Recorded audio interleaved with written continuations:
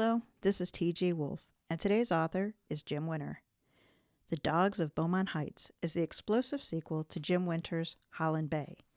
Fentanyl is the latest scourge of Monticello's streets. A detective, a dealer, and an ambitious police official will confront it as it changes their fates. For Detective Jessica Branson, it threatens her career. For Marcus Lincoln, it's his ticket to the top of the game as he moves up in the game that still rules Holland Bay. For Derek Roberts, it's a political football as he navigates between two ambitious candidates for mayor. They collide when a maligned breed of dog kills a little girl in the Beaumont Heights neighborhood. Find The Dogs of Beaumont Heights at your favorite online retailer.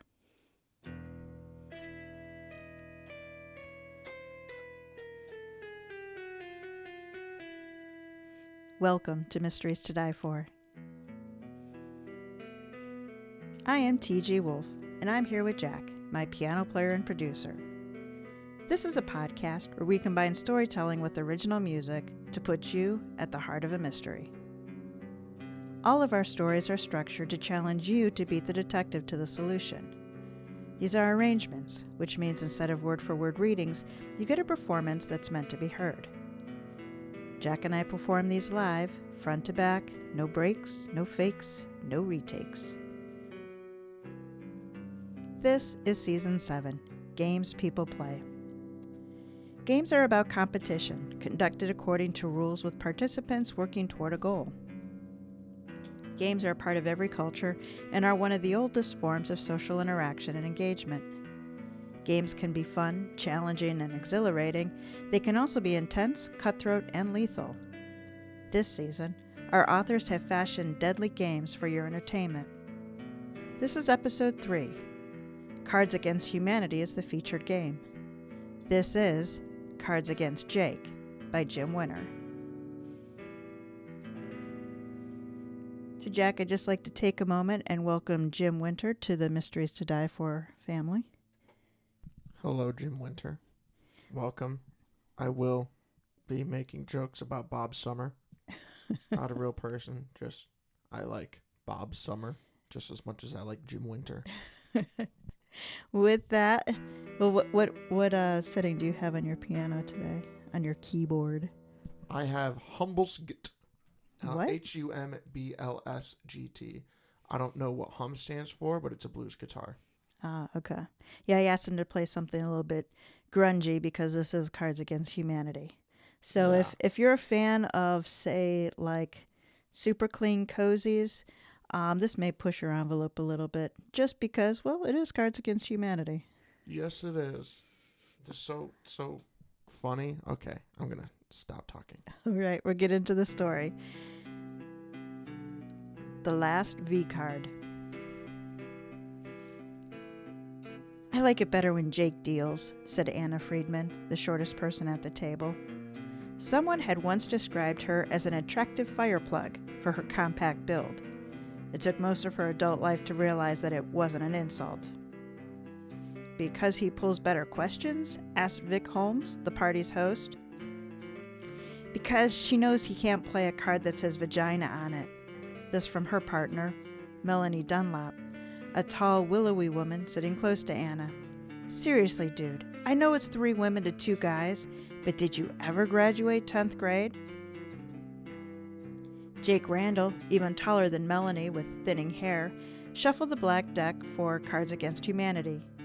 Swaying a little bit, he said in a dreamy baritone, "Well, some people have no sense of humor." The brunette next to Vic looked up at him. "You don't think my vagina's dusty, do you?" She wrung her hands as she talked. "Regina, it's a game," Vic sighed. Then he glared at Jake. "Maybe you should learn to play it." "Why did you have to invite him?" Regina snapped. Vic gave her a sideways glance. It was your idea?" Anna did not even bother to hide her eye roll. She wanted to believe that Regina Mallory was kidding, but the woman seemed to whine about everything. Trying to look interested, for Melanie's sake, she asked, "So what do you do for a living, Jake?" He grinned, looking a little like Butthead, as he handed the cards to Vic. "I work in HR." "Well," Melanie said, At least you don't have far to walk for your disciplinary hearing. Jake smirked. Oh, I never crack jokes like that at work. I'd probably keep them to myself if I hadn't smoked a fatty before coming over here. Anna couldn't hold back anymore. She reached into her purse and then slammed her badge on the table. Care to elaborate? She asked. Like she would care. Pot had recently become legal in Ohio, but Jake's deer-in-the-headlights look gave her great pleasure. Don't let him kid you, a gruff voice from the kitchen said. A man in his mid-40s, clad in a gray work shirt with Stan stitched over the breast, popped his head up from beneath the sink. He's an asshole when he's straight and sober. I know. I had to meet for 2 hours with management's company's lawyer because of him. Vic, who had been jovial since Anna arrived, now sounded like her mom when a party didn't go as planned. That why the sink isn't done yet? Stan pointed at Jake. Yeah, him. If I hadn't been getting ripped a new one by the owners because of him, you'd have had it done this afternoon. Anna smiled at Jake. And yet your poll numbers keep dropping, despite your stunning Keith Richards voice. Why is that? And what is between you and Regina lately? Vic added. She steal your parking spot again? Jake shrugged and waved his hand in a circle. Next card, please. Gladly. Vic drew the top black card and scanned it, and he laughed. Next time on Dr. Phil, how do you talk to your child about... Everyone threw down their cards. Regina's, as usual, was the most timid choice. Smashing all the pottery in Pottery Barn. Vic frowned at his girlfriend. Really, Regina? For once, she smiled and relaxed. A girl's got to have some kind of fun. She glared at Jake. Don't say it. What? Jake somehow missed the final T at the end. Sounds like every weekend at college. Anna's card came next. The beautiful sport of Turkish oil wrestling, she read. What can I say? I'm a chick with a dude operating system. So that's why you roll over and snore when you're finished, Melanie said, who laughed as Anna playfully punched her. Like my card's any better. Deflowering the princess. Stay in your lane, Jake said. Here's the winner. On the table, in the collection of cards Jake had played, all of them somehow used the V word. He had thrown finally down something different. Vic looked surprised as he read it. Dinner with Jeffrey Dahmer. From the kitchen, Stan bellowed, You son of a bitch! That's not funny! Anna gave Vic a cocked eyebrow. Vic shook his head. This one got impatient over the smell in his ventilation and called Fox 18. Told the reporter it was like living next door to Jeffrey Dahmer.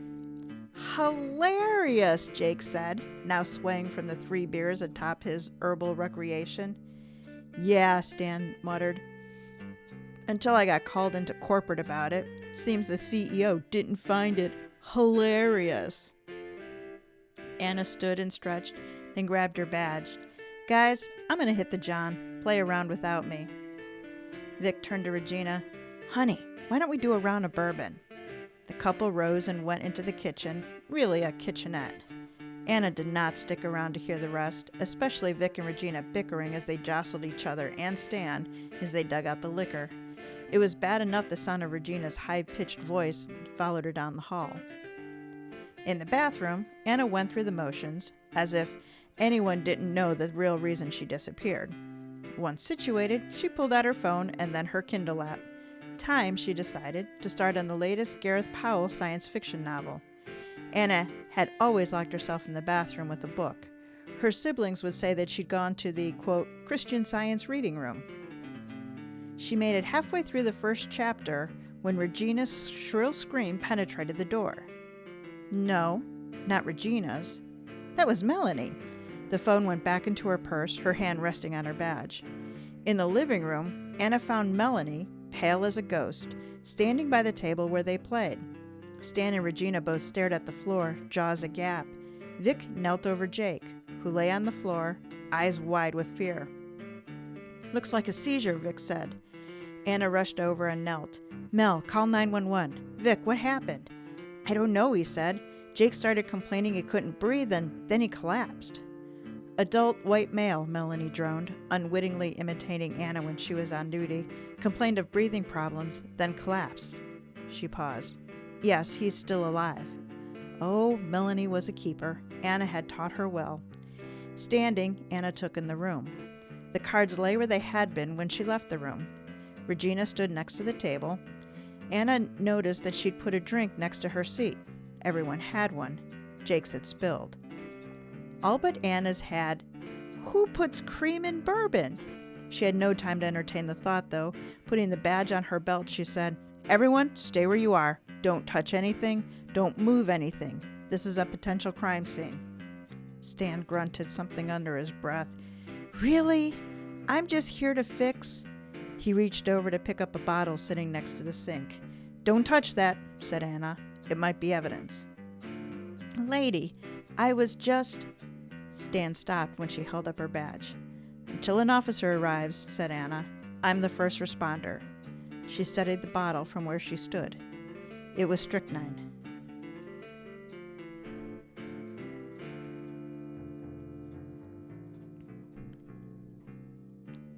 Detective Anna. As Jake Randall succumbed to whatever felled him, Anna snapped pictures with her phone. The kitchen, the drinks, even Vic trying to revive Jake. And the Cards Against Humanity. She had to photograph the cards. For whatever reason, Vic declared on the first deal the cards would be grouped by whoever dealt them. That was not how the rules went, but Anna liked it when someone made up their own rules. At least she did until her deal, and Jake had played yet another V card. A vagina that leads to another dimension, she had read aloud. It did not embarrass her, but the joke had gone stale. How did he get so many of those cards anyway? Did people stack decks and Cards Against Humanity? Then again, Jake played cards more personally offensive than generally. On the whole, they didn't even hold the shock value of most of the deck. But he not only played against two lesbians and his neighbor's girlfriend, he played the cards with all the gusto of a stoner frat boy. Well, she thought, he was stoned when he arrived. She photographed the drinks as well.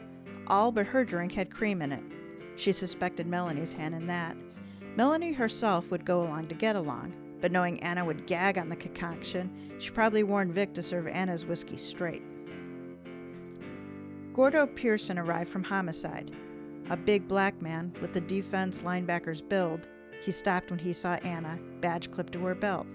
So, decided to do some real police work? I go to the John for 5 minutes, said Anna, and this one dies on me. It was an accident, Regina shrieked. The paramedics finished bundling Jake and covered his face. The lead stopped as his partners wheeled the deceased out to the elevator. Called the coroner. Agarwal's on tonight. Dead at the scene. Congratulations, said Anna. You got a red case on your board. Gordo stared at her for a moment. You don't seem too broken up by your friend. Anna spread her hands. What can I say? When the badge goes on, so does my sense of gallows humor. Besides, I never met the guy before tonight. He's Vic's friend. He's dead, Stan growled from the chair where he sat in the living room.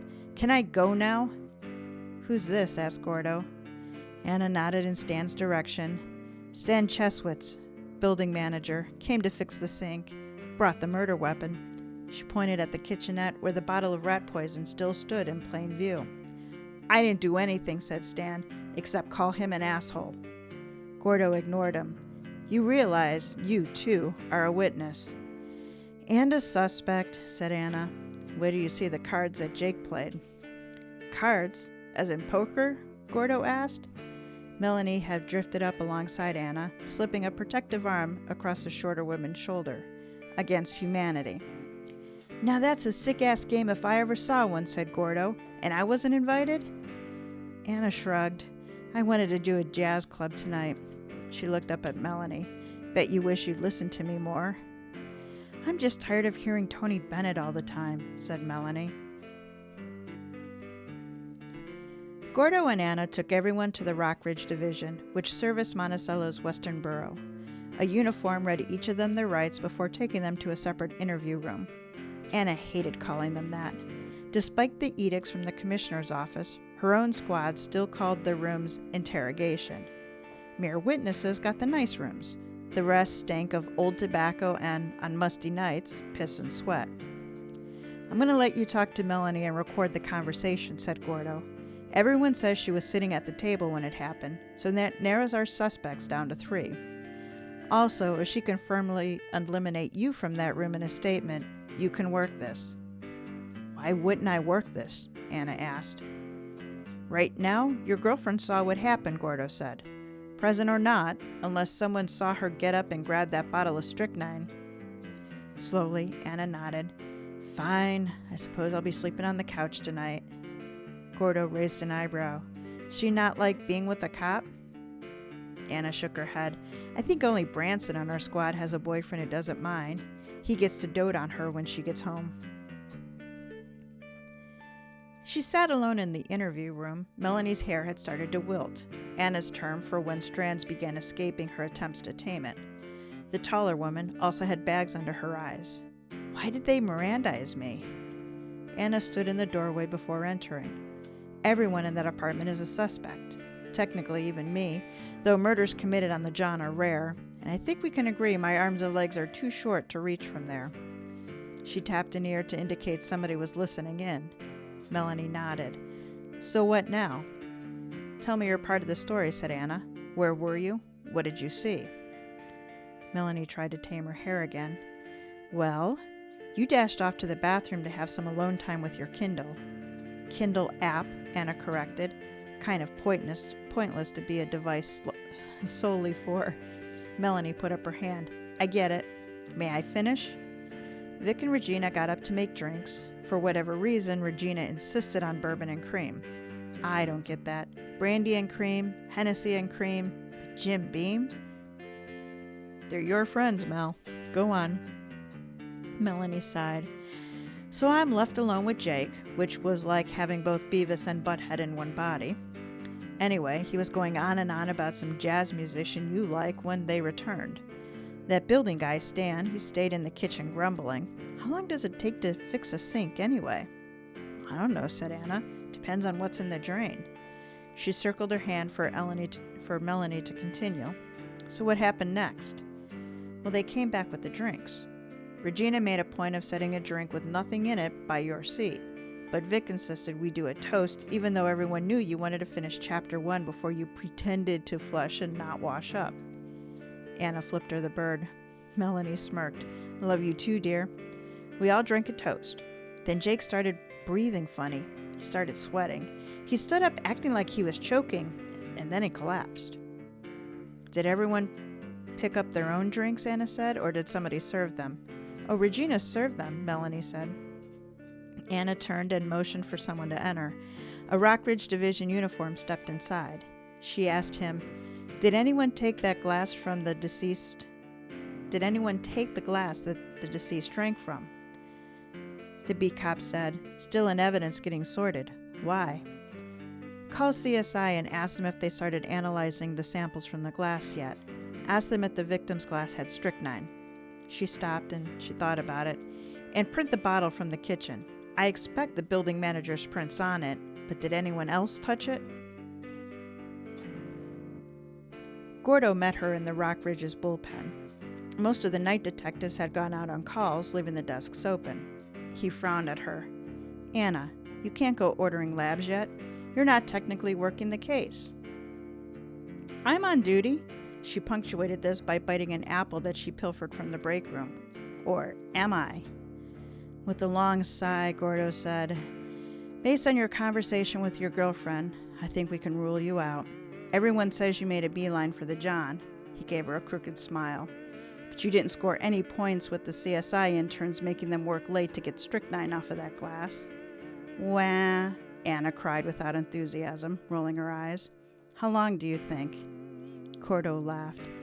Unlike a couple of your pals over in special investigations, the lab techs, impound lot attendants, and parking enforcers aren't terrified of you.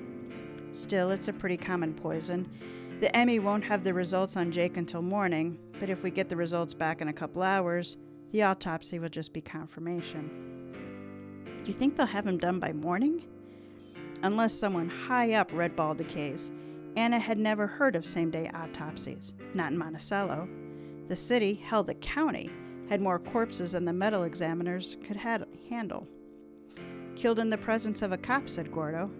The deputy ops is going to want this off of the books by noon tomorrow, or at least sewn up. The faster we move, the less likely this makes the news.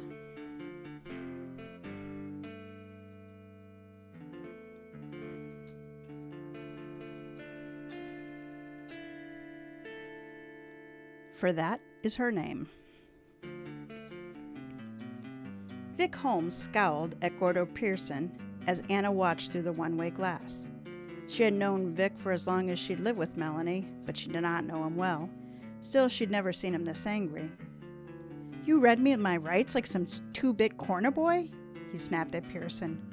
What the hell is this? Am I under arrest? Gordo folded his hands in front of him, patiently waiting for Vic to rant himself out. Did you actually hear the words, "You're under arrest"? No? Then you're a person of interest, which means you could either be a suspect or merely a witness. I have a list of 3 suspects, all of whom admit they were in the kitchen with the liquor and the poison. I'd like to narrow that down. We've established Detective Freeman was in the bathroom when Jake Randall collapsed. We've also established that Melanie Dunlap had been sitting at the table while you and Miss Mallory... Why not call her Regina, he said. That's her name. Without missing a beat, Gordo started again. We've established that Miss Dunlap remained at the dining table while you and Regina Mallory, that's her name, fixed drinks in the kitchen. All of you confirmed that Mr. Cheswitz, Stan, since that's his name, had already been in the kitchen working on the sink. Do you wish to change your earlier statement supporting these facts? Vic swallowed. No, sir. Good, Gordo said. I'm missing UFC for this, so if you want to get on my good side, start talking. Who poured the drinks? I did, Vic said. And where was the liquor stored? Asked Gordo. Vic's expression suggested he thought that was a stupid question before letting out a, "Oh," he added, "cabinet next to the sink." Gordo grunted and made a note. And whose idea was it to put cream in the bourbon? Mine. Vic folded his arms as though that ended the conversation. Gordo snorted. What is wrong with you, man? Vic spread his hands and in a bad Irish accent said, I don't know. I was really drunk at the time. Bullshit, thought Anna. You probably got high with Jake before he showed up for the party. Once again, why didn't she insist more on the jazz club? Melanie would have gotten bored and asked to leave early. Work is going to suck tomorrow. She noticed Gordo's mask of seriousness had slipped back into place. So, who put the cream in, he asked. I handed it to Regina, said Vic. Then I fiddled with the ice maker to get ice. One of Gordo's eyebrows went up. And why didn't you put cream in Detective Freeman's drink? Vic loosened his arms some. Really? You know Anna and you have to ask that? Besides, Melanie insisted Anna get hers straight. You got that right, Anna thought. Gordo gave him a cold smile. I know Detective Freeman from work. Homicide frequently hands off cases to her squad if it pertains to their mandate.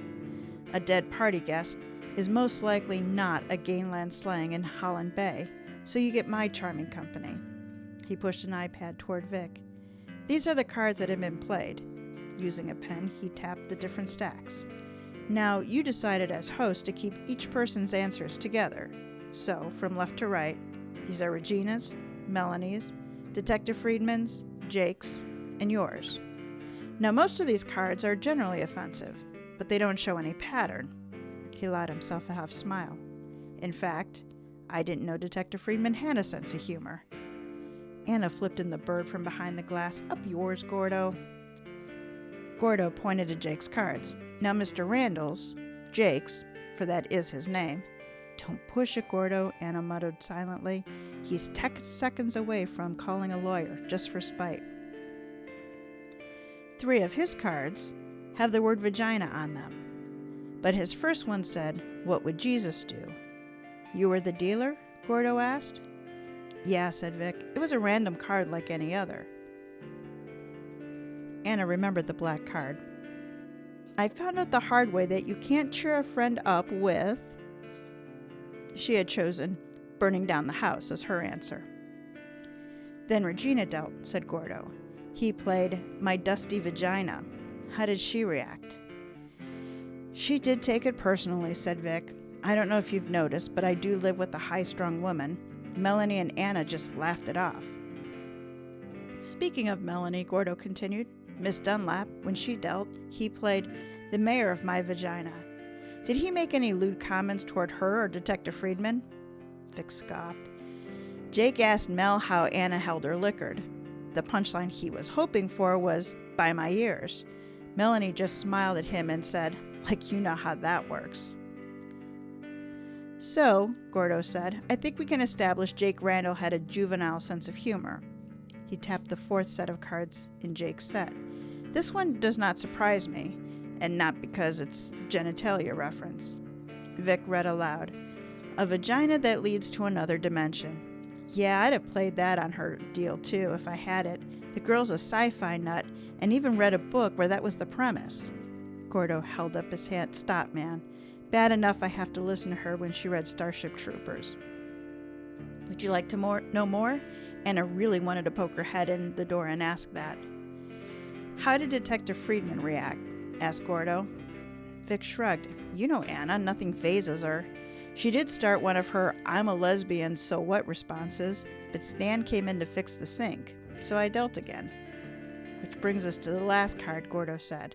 You told us Stan lost his temper when you read this one out loud. Vic chuckled. Dinner with Jeffrey Dahmer. Well, yeah, Jake shouldn't have called Channel 18, but the Dahmer comment on the air was funny. Only it got Stan into hot water with management. Jake had the card to play, so he thought he'd play it with Stan looking on from the kitchen. Besides, he was out of cards referencing women's private parts, or men's for that matter. Gordo leaned back in his chair, hands folded on his chest. So tell me, Vic, whose prints am I going to find in that strychnine bottle? Stan's, Vic said, now stone-faced. That elicited a cocked brow from Gordo. I'd like to speak to an attorney, said Vic. Either he did it, said Anna, or he's covering up for Regina. Or he's scared and he thinks we'll railroad him, said Gordo. Never estimate the power of paranoid witness to wreck a case. He acts guilty, said Anna, but I really think he's protecting Regina.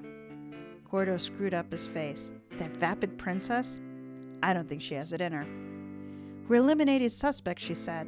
Let's lean on Stan. Now, Gordo asked. Trust me, Detective Pearson, I can annoy people into talking. It's why they don't let me out of Holland Bay Station. Gordo shook his head. I thought that was because you arrested the council president's wife for a DUI. Yeah, Anna said. I'm really good at it.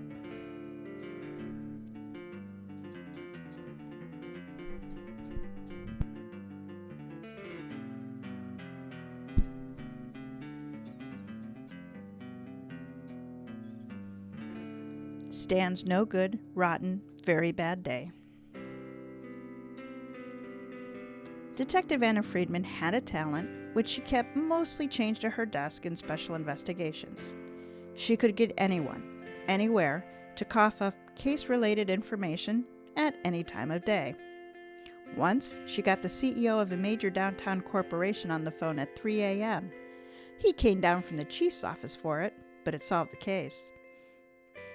But then CEOs did not like to be bothered during normal business hours, never mind in the dead of night. Ignoring a legitimate request like, pay my damn insurance claim, might result in a legal action, or bad publicity, or both.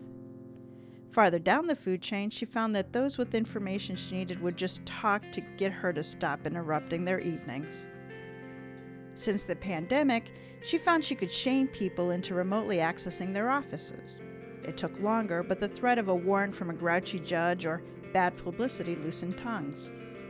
For the more stubborn, she had a weapon beloved by law enforcement everywhere, the one that terrified even the President of the United States: obstruction of justice.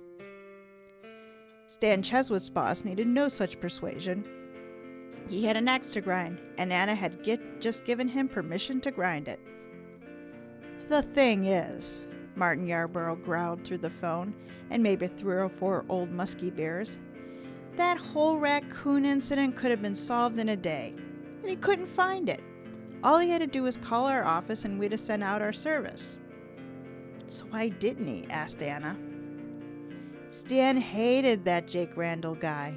Yarborough paused. The gurgling sound of someone swallowing beer came back through the phone. Sorry, bit parched. Anyway, I don't know if you met the guy, but he can be an asshole, but he is harmless. More like a frat boy who doesn't know when something's not funny. We've met. Anna knew she didn't need to say more. Then you know, he said. But Stan? He's a frustrated man, a little too into his job. But this Dahmer thing? Yeah, that gave the company a black eye. So you might say, as a wise man once said, he's on double secret probation. What does that mean exactly? Anna realized even the scriptwriters from the movie didn't know, so why should anyone else? So why are you calling about Stan? Asked Yarborough. Is he a suspect in something? Did he finally gut punch Randall? Because I'd look the other way on that. Anna debated saying why, but she interrupted his night, and he'd find out soon enough. Randall's dead, she said. Poisoned. Probably that bitch in 307, Yarborough said. God, what a whiny little harpy. He hung up.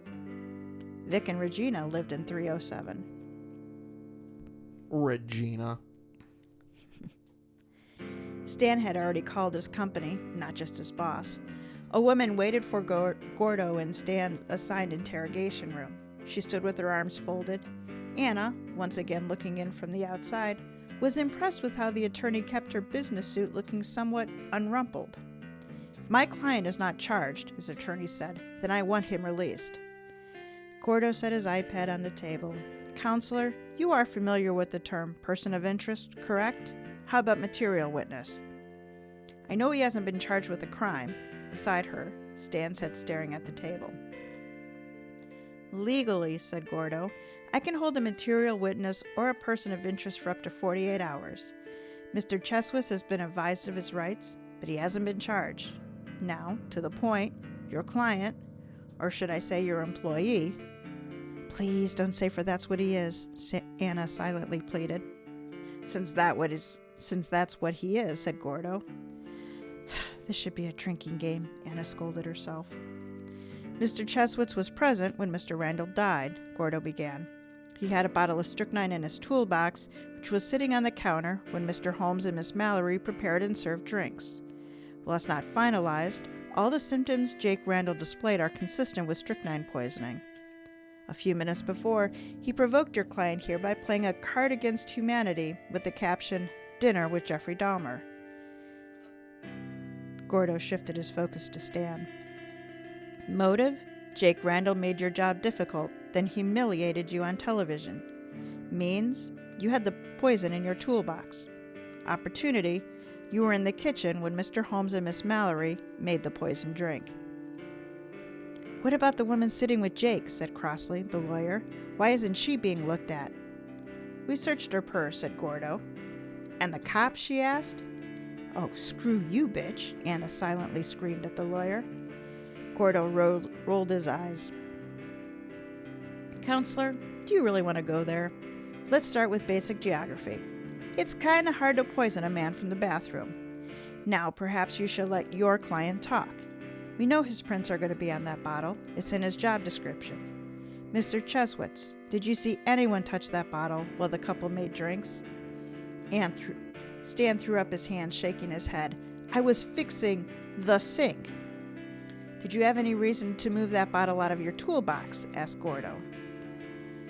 Why don't you ask Holmes and his vapid girlfriend? Stan said. She probably wanted to keep Jake from... Careful, said the attorney. Gordo leaned forward. Keep him from what, Mr. Cheswitz? Anna did not wait to hear the answer. She had her badge clipped on her belt, which let her tell the officer outside the next interrogation room to turn on the recorder. She entered the room. Times 9:08 p.m., September 15th, 2023. Detective Anna Friedman, Special Investigations. Regina Mallory looked up, bug-eyed. Why are you doing that? What happened between you and Jake? She leaned on the table. Tell me now. Was it Vic or you? She looked on the verge of tears. I didn't do anything. Anna pressed forward, ignoring the weak defense.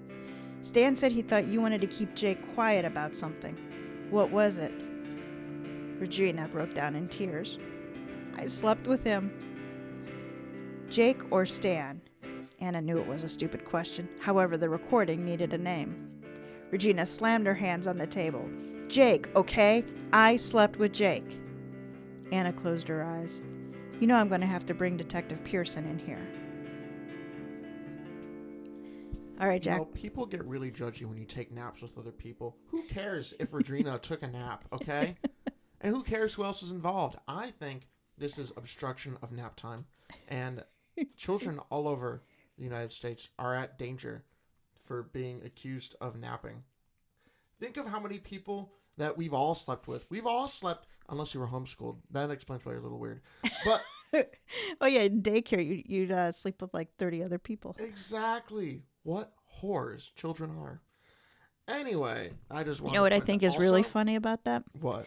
You spend like the entire time from like age 6 months to 6 years fighting and refusing to take naps. And then you get to like, I don't know, middle high school, college, and be like, naps are the most awesome thing ever. Oh, they're amazing. They're great. Also, I made a banger of a thing there. What's it called? This is a riff. I really like it. Real dramatic. You know, it feels like someone's about to get pulled off a cliff. Push.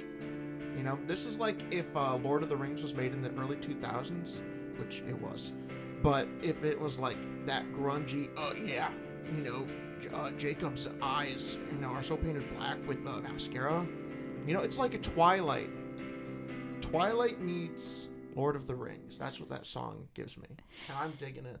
Anyway, let's figure out who murdered someone. Well, first I want to ask people if they all figured out yet that we remain ad-free.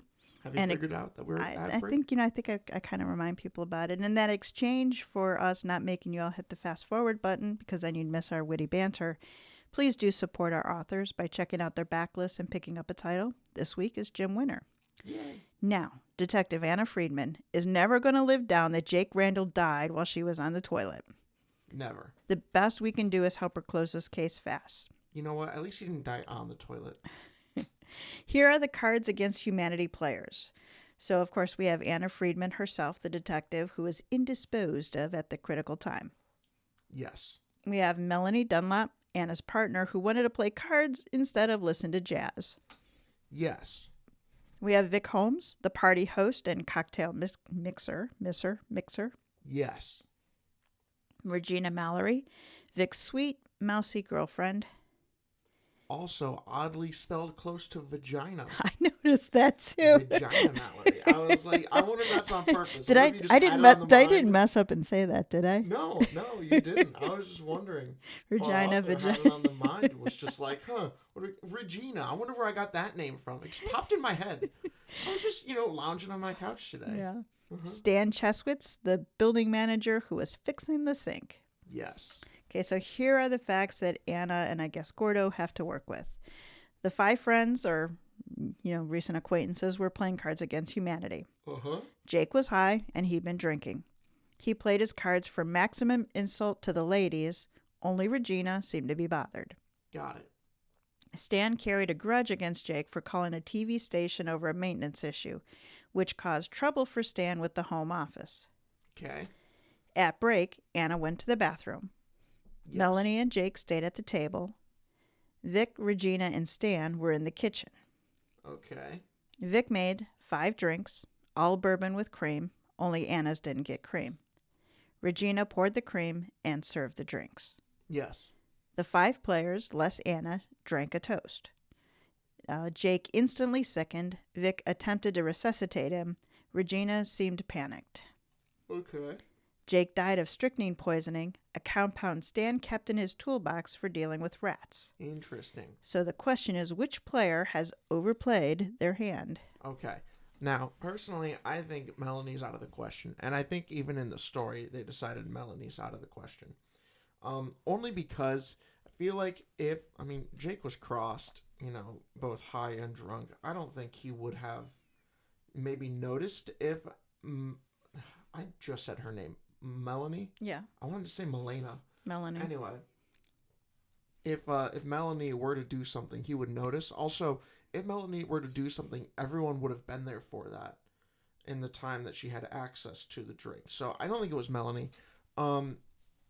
Stan has a weird motive. I mean, it's not weird. It's not weird, but it's also not planned. Actually, I don't think for anybody this is planned. This feels like a very screw you, murder. Also, I might be wrong. Do you think that they was intended to murder, or do you think it was like, maybe I'll just make him sick? But I personally would not know how much strychnine to give somebody that would, thread that line of sick versus dead. Yeah, I had recently heard that rat poisoning you can't actually die from because your body immediately vomits it. Now I might be wrong, so don't quote me on that, but I would like to look that up after. That's not anything to say against the author of this. I had heard it, and then it was like, oh, he died of rat poisoning. I went, huh, cool. I mean, I'm sure people have died of rat poisoning before. I do know that one of my good friends who has heart problems, he claims that rat poison is one of his medicines, of course, in very, very, very, very, very tiny amounts. Yeah, I've heard that too. Because doesn't it kill you by I believe it something to your heart. No, I think it does something to the blood vessels because it helps prevent against blood clots. So I think it Oh, does it widen them? Yeah. Oh yeah. And then you bleed out internally, which is totally gross. Gross. I like when death is good and clean and in a book, so I don't have to see it. Yeah. May all of our unnatural murders be fiction. Thank God. Hear. Anyway, back to the topic. So yeah, the real three suspects are Stan, Vic, and Regina. Now, Regina, the fact that everybody views her as a little annoying girl, and there isn't one person who's like, "What? Really, Regina?" No. The fact that she's viewed as that by everybody, even the big boss guy that they called, I think that tells me that she doesn't have it in her to kill anyone. Because if she really did have that ability to be, naturally, nice and not, or mean, maybe not nice, but naturally mean and not just an annoying little twerp, then I would believe she had the ability to kill someone. But the fact that she's consistently across the board in all people's eyes, just this annoying little person, kind of tells me I don't think she could get angry enough at a guy to do murder. So does her sleeping with Jake come into play there at all? I don't care about that. Okay. I suppose it should play a factor. Personally, I don't think it matters whether you slept with sleeping with him. Just what gives her motive, and a weird one, not a great motive either. I think it gives Vic a motive. But he also immediately started CPR or resuscitative stuff. Yeah, that's true. However, if he is dying of strychnine poisoning, that wouldn't have done anything anyway. So if he knew that that's how he was going to die, he probably knew he could go try and do resuscitative measures and that it wouldn't have worked because you're basically just, by pumping his heart, you're actually probably just making the effects worse. And we're not doctors. We just play doctors on this podcast and have actually no real idea. No clue. I just imagine. Think of the math here. If strychnine makes blood flow more than trying to resuscitate him, the answer probably isn't to beat his heart for him. I don't know. Because a still heart is still dead. A still heart is still dead. But was his heart still when he was just... Well, I guess he had... I don't know. Was he dead at that point? I don't know. I don't know. It wasn't when Melanie called because she said he was still alive. It wasn't. And it sounded like he succumbed to whatever he was dying from while Anna was documenting the scene. Yeah. So basically, I don't know because I just eliminated all the suspects. Okay, then do rock, paper, scissors and pick one. Rock, paper, scissors. Okay, I'm going to go with Vic then. Okay. I take it back. I'm going to go with Regina. Okay. For the sole fact of, I feel like this is we never thought she could have done it. I think it's that one of mysteries. Okay. One of those. So, that's my answer. So, Jack's locked in on Regina. All you amateur sleuths out there, lock in yourselves. A quick reminder that our ebook and print book companions for seasons 4, 5, and 6 and season 7 are available. The part 1 for season 7, which is called Opening Gambit, releases in March 2024, with part 2 coming in September. Buy one for yourself and a mystery lover you love. The nickels and dimes for the book sales do support our podcast, and they keep Jack from coming down with ramenitis, which is what happens when you eat only ramen.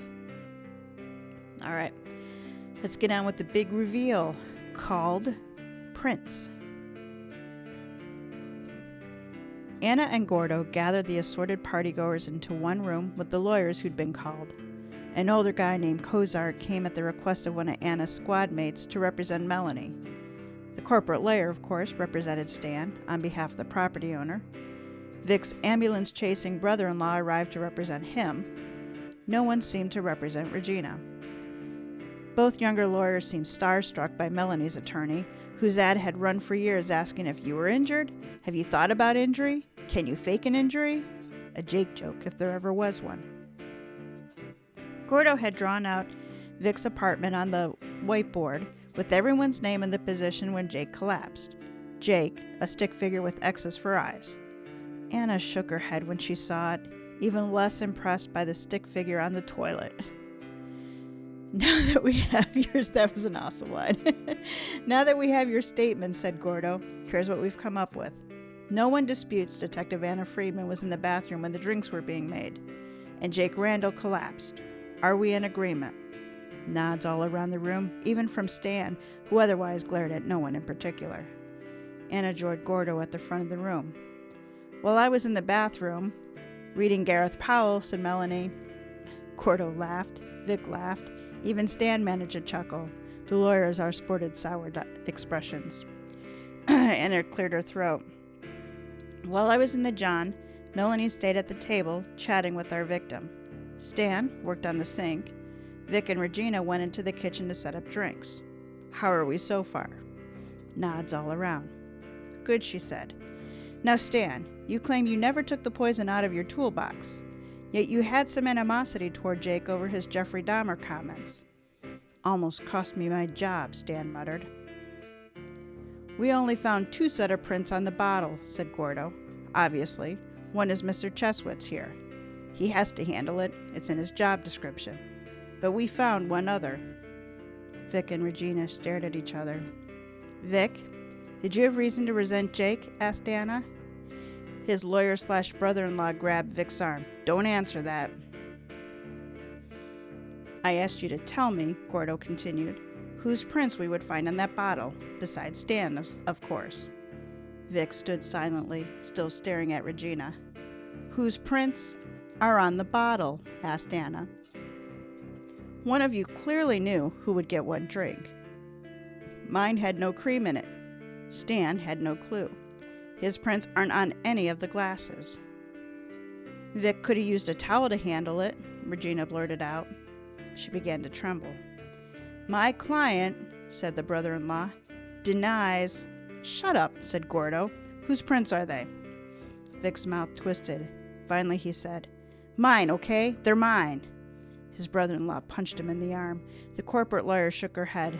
Kozart watched impassively, most likely seeing worse in his long career. Then explain why Regina's are on the bottle, said Anna. To Regina, she said, Tell Vic why. I know why, Vic said. Regina, they're just stupid cards. You've played with... We hooked up, Regina said. Jake was so drunk he would have blurted it out. Why do you think he kept playing those cards? Gordo motioned a Rockridge officer into the room. Take Miss Mallory to booking. Let her call a lawyer. Regina began crying as the uniform officer took her away. Melody stepped over to Anna. Next time you and I get in on a card game. Stick with Uno, Anna said. Hard to get in trouble with Uno, Melanie said. And from now on, when you say you want to go to the jazz club, we'll go. The end. I was right, bitches. You were right. Man, that was weird. You were right on a last-minute mind change. On a last-minute Vic, mind I mean change. Regina. I was I got the vibe that it was You got the vibe? No, it wouldn't be her because even I was falling for it. I fell for it. You almost got me. Whoever wrote this, Jim Winter, not Bob Summer. Jim Winter. Oh, I'm silly. I was getting something mixed up in my head, and I don't want to say what it was because it's embarrassing. Then please don't. I will not. I'm gonna not. Well, Jim, I will say this. Never mind. I won't. I forgot it. Cool story, bro. Cool dude. I like the. She murdered someone because she slept with him and was gonna tell someone else. And he was gonna. People have killed for dumber reasons. Well, that's why I wonder if she really intended to kill him or whether she just intended to make him sick. I don't know. Maybe she didn't intend. Maybe she did intended to kill him because even if he would have been sick, he could have just blurted it out the next day. Yeah, I don't know. Only if he'd been high and drunk in front of him. She demonstrated supreme bad judgment sleeping with that guy. Between sleeping with him and then deciding, how am I going to deal with this? Let's just give him rat poisoning. Dude, rat poisoning? Also... Poison is a women's weapon, they say. I think that's... I don't know if that's a wives' tale or not. Well... A wives' tale. My other big question... if I can remember it. I had it in my mind, and then you said poison's a wives, whatever. And it was, why did Vic defend her? Because Vic must have known that she was poisoning him. Well, I'm guessing. It seemed like Vic knew. I'm guessing that, if his girlfriend and he loved her, that he was trying to take part of the blame. Maybe he suspected that, he would ultimately... it would be found out that he didn't do it. He clearly didn't know she had slept with Jake. Yeah, but that's why I'm trying to think, if he didn't know why she slept with Jake, why would he just be like, yeah, put rat poisoning in her cup? I guess that's assuming that he saw it while she was doing it. Oh, and I didn't think of that. I assumed he saw while she was doing it. I didn't think of that. Why else would he feel the need to protect her? Yeah, and if they were just in a kitchenette and Stan had his head underneath the sink. And why not go harder on Stan and say it was Stan's poisoning? And Stan, in my opinion, had more of a motive than he would. Vic is more far-fetched in the concept that he would be murdering Jake. Well, I think when it comes to the clues, the fact that Stan's fingerprints were not on any of the glasses. He couldn't have known which, if he poisoned one, it would have been like playing a game of Russian roulette. He would not have known which of the card players would have gotten that. That I get. That point I agree with. But the whole his fingertips or his fingerprints were on the cups. He could have just... You're right. He could have just poured a little and used a spoon. You're right, he could have. But as far as who would have actually gotten it, that would not have worked. It wouldn't have. You are correct in that. Do you want to learn a little bit about Cards Against Humanity? That and Jim Winter, of course. Jim Winter. So Cards Against Humanity wasn't the brainchild of some corporate toy company. The party game for horrible people was started by a group of friends creating a game of their own for a New Year's Eve party. In 2010, they put up a Kickstarter that got them going. According to the Cards Against Humanity website, they made a lot of money and did a lot of stupid things with the money, and then gave a bunch of money to charity to balance it out. It was a pretty awesome website because that's pretty much what it said. The point of the game is to make jokes and have fun. Apparently, the formula is a winner. A 2018 report showed Amazon alone sold between 90,000 and 120,000 units of the game, or the expansions, each month. Fun fact, a free download of the game PDF is available from their website. With a little arts and crafts time, you can make your own Cards Against Humanity set. Their website is in the show notes. So now, it is my pleasure to introduce you to Jim Winter. Jim Winter is a crime fiction name of the science fiction author T.S. Hoddle. He published his first novel as Jim Winter in 2005 with North Coast Shakedown, the debut novel of Cleveland PI Nick Kepler. He also wrote Road Rules, A Road Trip from Hell. For many years as Jim Winter, he wrote short stories for Thrilling Detective, Plots with Guns, and more recently, the Steely Dan-inspired anthology, A Beast with No Name. His essays and articles also appear in January Magazine, The Rap Sheet, and Mystery Scene.